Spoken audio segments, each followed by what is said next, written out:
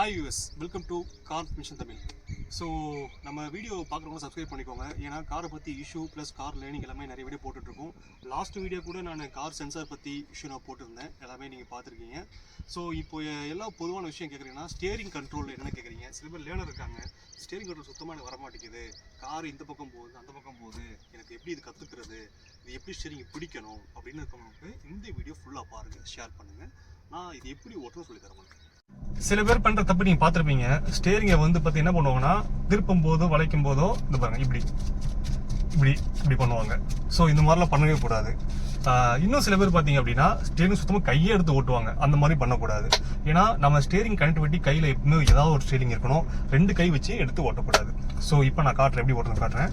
இப்போ பாருங்க, அதுக்கு முன்னாடி இந்த காலம் இருக்குல்ல, இதுவும் நம்ம செஸ்டும் நம்ம ஷோல்டர் மாதிரி தான், ரெண்டுமே ஒரே லெவல் இருக்கணும். அப்படின்னா ஸ்டேரிங் கரெக்டாக இருக்கணும்னு அர்த்தம். இதுவும் இந்த லெவலும் பார்த்தீங்கன்னா புரியும்.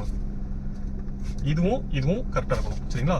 ஸோ கை எப்போதுமே இதுவும் இந்த கண்டு பிடிச்சிக்கோங்க. இங்கேயும் யாரும் கரு பிடிக்காதீங்க. இப்படி பிடிச்சிட்டு ஸோ நார்மலாக நீங்கள் காரை ஓட்டுங்க. அதே மாதிரி திருப்பும் போது, கொஞ்சம் வளைக்கும் போது, இல்லை கிராஸ் பண்ணும் போதும் ஃபுல்லாலாம் இப்படிலாம் திருப்பாதீங்க, இப்படிலாம் எதுவும் பண்ணாதீங்க. ஸோ ஸ்டேரிங்கை பொறுத்த வரையும் நீங்கள் திருப்பணும்னா லைட்டாக இப்படி பண்ணால் போதும், அது இப்படி பண்ணால் போதும், சரிங்களா? இனிப்போ என்ன, ஸோ இந்த மாதிரி கரெக்டாக உங்கள் செஸ்ட்டுக்கு நேராக, அதாவது ஷோல்டருக்கு நேராக இந்த ரெண்டு எப்பவுமே இருக்கணும். ஏன்னா இது இப்படி இருக்கக்கூடாது, இந்த மாதிரி இருக்கக்கூடாது, இது எப்பவுமே இப்படி இருக்கணும், சரிங்களா? கை இப்படி நல்லா பிடிச்சிக்கோங்க. ரொம்ப டைட்டாலாம் நீங்கள் காரை பிடிக்கணும் அவசியம் கிடையாது, ரிலாக்ஸாக பிடிச்சிக்கோங்க ஸ்டேரிங்க. அது மாதிரி ரெண்டு கை விட்டு வண்டி ஓட்டாதீங்க. ஸோ இப்போ நீங்கள் ரோட்டில் நார்மலாக ஸ்ட்ரெயிட் ரோட்டில் ஓட்டிட்டு இருக்கும்போது லைட் அப்படி பண்ணால் போதும். இதுக்கு ஏற்ற மாதிரி வீல் எல்லாமே இதாகும். ஏன்னா இது எல்லாமே electrical power steering, hydraulic steering கிடையாது. ஸோ ஹைட்ராலிக் ஸ்டேரிங் தான் நீங்கள் கொஞ்சமாவது இப்படி திருப்புற மாதிரி இருக்கும். இதெல்லாம் நீங்கள் இப்படி திருப்பினாலே போதும். ஸோ இந்த பெண்டு வருது, நான் காரை திருப்ப போகிறேன், ஸ்டேரிங் எப்படி திருப்ப மட்டும் பார்த்துக்கோங்க, ஸ்டேரிங் தான் பார்த்துக்கோங்க. இங்கே பாருங்க, இந்த கை ரிலாக்ஸாக ரிலீஸ் பண்ணிட்டு ஒரு கையில் இப்படி திருப்பிட்டு அதே கை கொண்டு வரணும், இப்படி பிடிச்சிடணும். சில பேர் என்ன தப்பு பண்றாங்கன்னு நான் சொல்றேன். இப்ப இந்த இடத்துல திருப்ப போறேன், என்ன தப்பு பண்றாங்க பாருங்க. இந்த பாருங்க, அப்படியே ஒரு பதட்டமா இப்படி திருப்புவாங்க, அப்படி ஸ்பீடா இப்படி திருப்புவாங்க. ஸோ நீங்க இந்த மாதிரி பண்ணவே கூடாது. இந்த மாதிரி பண்ணீங்க அப்படின்னா ஒண்ணு உங்க கண்ட்ரோல் வண்டி போயிடும், இல்லைன்னா கீழே ஆக்சிடென்ட் அதிகமாக கொடுத்துருவீங்க. ஸோ வண்டி இடிக்க வாய்ப்பு இருக்கு. ஸோ நான் திருப்பி வண்டி உங்களுக்கு காட்டுறேன், எப்படி திருப்பணும்னு காட்டுறேன், நீங்களே பாருங்க.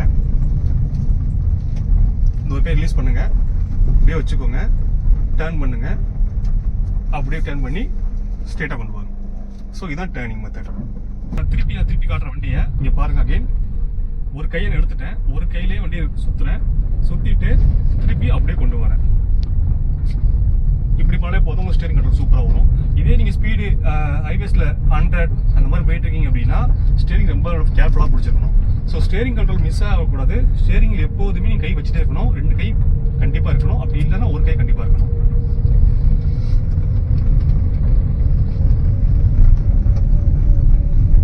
அதே மாதிரி நீங்க நேரம் போய்கிட்டு இருக்கீங்க அப்படின்னா ஸ்டேரிங் லைட்டா தான் அசைக்கணும், ரொம்பலாம் அசைக்க கூடாது. இப்படிலாம் ஷேக் பண்ணக்கூடாது. ஸ்டேரிங் பொறுத்தவரையும் கையை இங்கே வச்சு ஓட்டாதீங்க. ஏன்னா அது சேஃப் கிடையாது, டக்குனு ஸ்லிப் ஆயிடும். ஸ்டேரிங் தான் பிடிச்சி பண்ணீங்க. கார் திருப்புன்னு சொல்லிட்டு கையை எக்ஸ் ஆக்கிடுவாங்க. இந்த எக்ஸ் இப்படின்னு காட்டுறேன் பாருங்க, இப்படி எட்டு போயிடுவாங்க கையை, இப்படி எக்ஸ் ஆகிடுவாங்க. இந்த மாதிரி எக்ஸ் ஆகக்கூடாது. இதனால என்ன ஆகுனா கண்டிப்பா நம்மளுக்கு ப்ராப்ளம் ஆகும். ஸோ அதுக்கு தான் இந்த மெத்தட் நான் சொல்றேன். வண்டியை திருப்பும் போது கை வச்சுக்கோங்க, அப்படி பிடிச்சிக்கோங்க. இதெல்லாம் உங்க கை எக்ஸ் ஆகாது. இல்லைன்னா என்ன ஆகும், நீங்க திருப்பும் போது என்ன ஆகும், இப்படி கொண்டு போவீங்க, இப்படி கை வரும். இல்லை இந்த மாதிரி இப்படி பண்ணுவீங்க, எக்ஸ் ஆகும். இல்லை நீங்க இந்த மாதிரி இப்படி பண்ணி எக்ஸ் ஆகும். இந்த மாதிரி பண்ணவே கூடாது. ஸோ திருப்பதுக்கு பெஸ்ட் உங்களுக்கு உதாரணம் இதுதான். பிடிச்சிக்கோங்க, லெஃப்ட் ரைட் திருப்பணுமா, ரைட். ஸோ இந்த மாதிரி பிடிச்சிருக்குன்னா வண்டி சேஃபாக போகும், கண்ட்ரோல் ஈஸியாக கிடைக்கும். ஸோ இதான் ஸ்டேரிங் கண்ட்ரோல். ஸோ இந்த மாதிரி உங்களுக்கு பயனுள்ள வீடியோஸ் வேணும், காரை பற்றி தெரிஞ்சுக்கணும், காரை பற்றி இன்ஃபர்மேஷன் தெரிஞ்சுக்கணும் அப்படின்னா வீடியோ ஷேர் பண்ணுங்கள், லைக் பண்ணுங்கள், சப்ஸ்கிரைப் பண்ணுங்கள். நிறைய வீடியோஸ் வரும். ஸோ நீங்கள் பார்த்து என்ஜாய் பண்ணுங்கள். தேங்க்யூ.